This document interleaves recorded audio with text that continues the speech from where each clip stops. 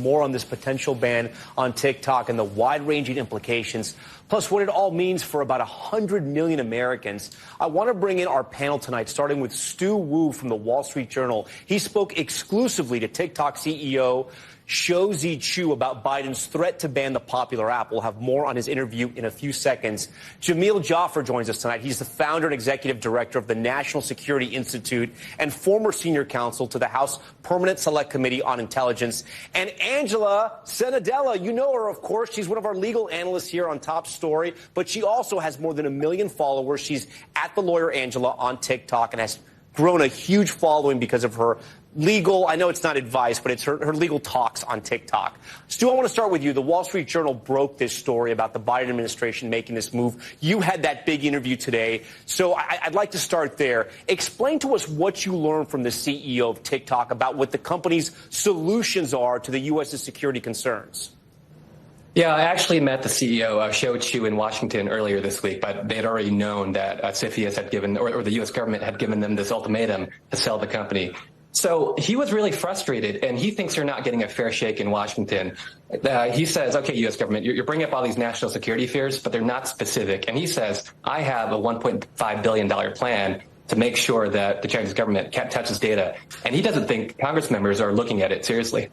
Okay, Jamil, I got to go over to you now because some people may be watching this. They may not be on TikTok, but you can't deny that more than 100 million Americans are on this platform, right?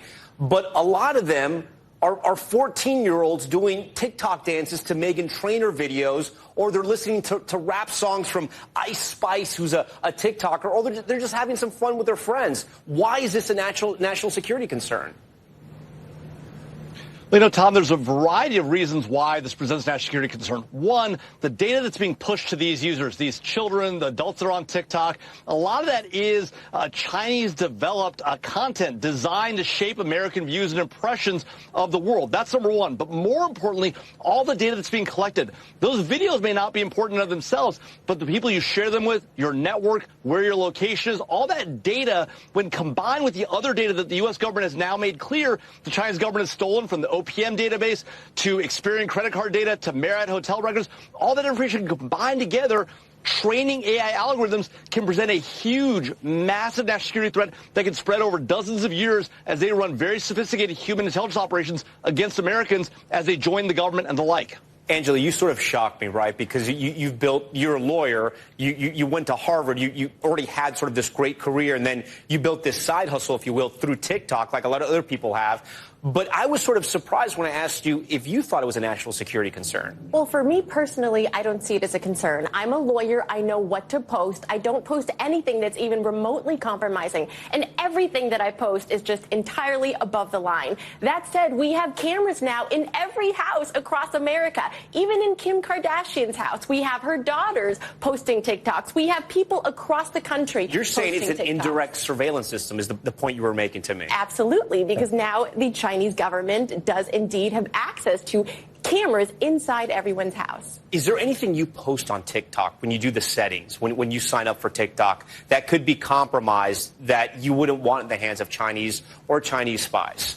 Yes, so I am aware of privacy policy, so I also know you can technically opt out of a lot of these things. But do you trust TikTok? Do you trust the Chinese government that they follow that and they're not sharing your data? Well, do you trust any app or any tech company today? I mean, they all take data in ways that they can. I trust that they're following the privacy policy. I think the issue with this company being owned by China is that according to Chinese law, they can technically take any data they want from a U.S.-owned company if they are part of that overarching Chinese company. So even right now, if China is not taking our data, they have the option in the future. Jamil, talk to me about that point, right? Because Angela brings up a good point. Are there now 100 million cameras in Americans' homes, and essentially some Chinese groups that they want to could spy on us?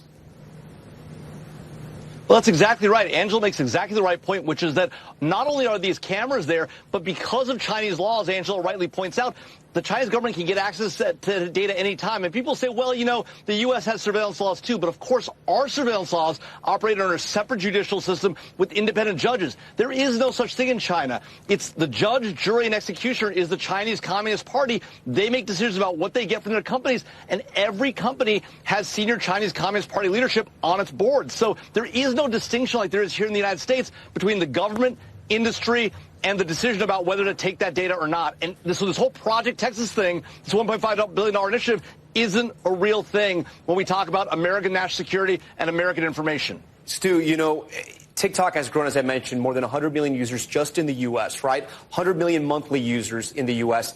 And according to Google data, nearly half of Gen Z is using apps like TikTok instead of a search engine like Google. Do you think the White House and President Biden understand the implications of an official ban on this app? We pointed out with Kristen, they actually used it to campaign in 2020.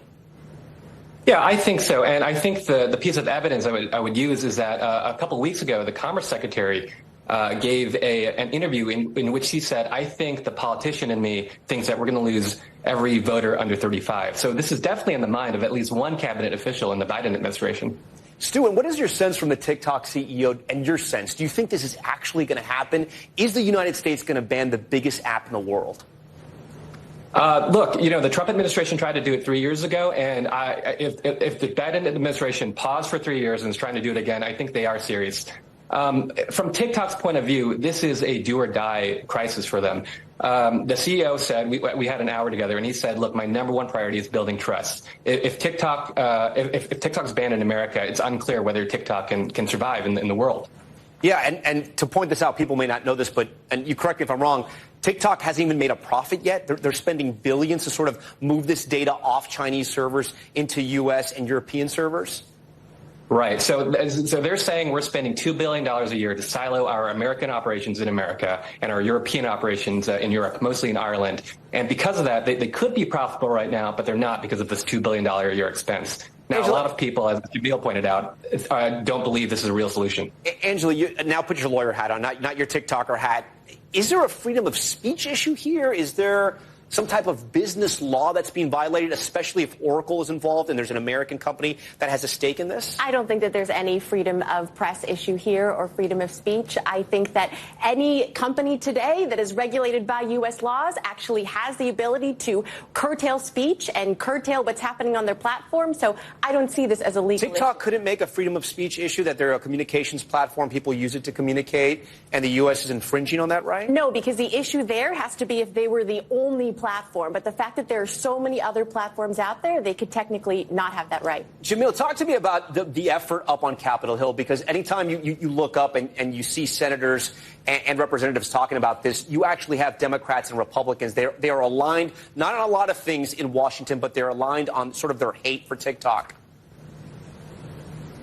Well, that's exactly right, Tom. I mean, when Joe Biden and Donald Trump agree on something, it's got to tell you something, right? You've got not just them, it's Mike Gallagher and Raja Krishnamurthy and Mark Warner and Marco Rubio. I mean, there's a bipartisan agreement that this is a real national security threat. As Stu points out, the Biden administration has examined this issue for 3 years and come to the exact same conclusion as the Trump administration, which is that TikTok is a very real national security threat. And they're willing to even sacrifice all these potential voters, knowing that there's a political challenge because of the actual severe national security consequences of allowing this to continue over time. Stu, can you explain to us the Oracle's role, which is a U.S. company, their role if they teamed up with TikTok, or if they had a sort of role in controlling parts of this company?